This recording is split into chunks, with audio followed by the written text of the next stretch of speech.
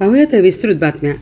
खानापूर तालुक्यातील रेवणसिद्ध घाटात 2 एसटी बसच्या समोरासमोर झालेल्या भीषण धडकेत मृत्यू झालेल्या प्रवाशांच्या वारसांना परिवहन विभागाकडून 10 लाख रुपयांची आर्थिक मदत जाहीर करण्यात आली आहे। जखमीवरील उपचाराचा सर्व खर्च शासन आणि एसटी महामंडळ करणार आहे, अशी माहिती आमदार सुहास बाबर यांनी दिली।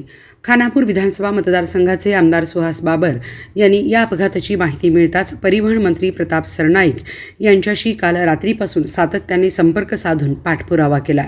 त्यांच्या पाठपुराव्यानंतर परिवहन विभागाने ही मदत जाहीर केली असल्याची माहिती आमदार सुहास बाबर यांनी दिली आहे। गुरुवारी 13 ऑगस्ट रोजी सायंकाळी 5:45 वाजण्याच्या सुमारास रेवणसिद्ध घाटात हा भीषण अपघात घडला। या अपघातात 2 प्रवाशांचा जागीच तर एका विद्यार्थिनीचा उपचार सुरू असताना मृत्यू झाला। अपघातात 38हून अधिक प्रवासी जखमी झाले आहेत। मृतांमध्ये नंदा हरिदास त्र्यंबके वयवर्ष 60 राहणार खानापूर आणि धोंडीराम लक्ष्मण पाटील वयवर्ष 78 राहणार बांबवडे जिल्हा सातारा आणि साक्षी पवार यांचा समावेश आहे। जखमीमध्ये 19 महिला आणि 6 शाळकरी विद्यार्थिनींचा समावेश आहे।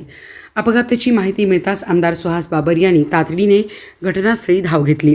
जखमींना वेळेत वैद्यकीय उपचार मिळावेत यासाठी त्यांनी प्रशासनाशी समन्वय साधला। पोलीस प्रशासन आणि बचाव पथकाने युद्धपातळीवर मदतकार्य सुरू करून बसमध्ये अडकलेल्या प्रवाशांना बाहेर काढले। रात्री उशिरापर्यंत ग्रामीण रुग्णालय आणि खाजगी रुग्णालयात जाऊन जखमींना उपचार मिळावेत यासाठी आमदार बाबर यांची धावपळ सुरू होती। या अपघातातील 7 गंभीर जखमींना पुढील उपचारासाठी सांगली, कराड आणि कोल्हापूर येथे हलवण्यात आले असून 15 जणांवर विटा येथे उपचार सुरू आहेत। त्यापैकी 9 जण अतिदक्षता विभागात उपचार घेत आहेत।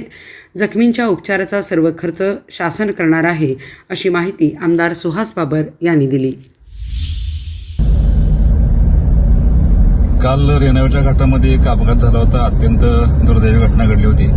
या घटनेमध्ये आत्तापर्यंत 3 व्यक्तींचा मृत्यू झाला आहे आणि अनेक जण जखमी आहेत। याची माहिती देण्यासाठी मी आदरणीय परिवहन मंत्री प्रतापजी सरनाईक यांना आता फोनवरती माझं बोलणं झालं होतं। त्यांनी संपूर्ण घटनेची माहिती घेतली।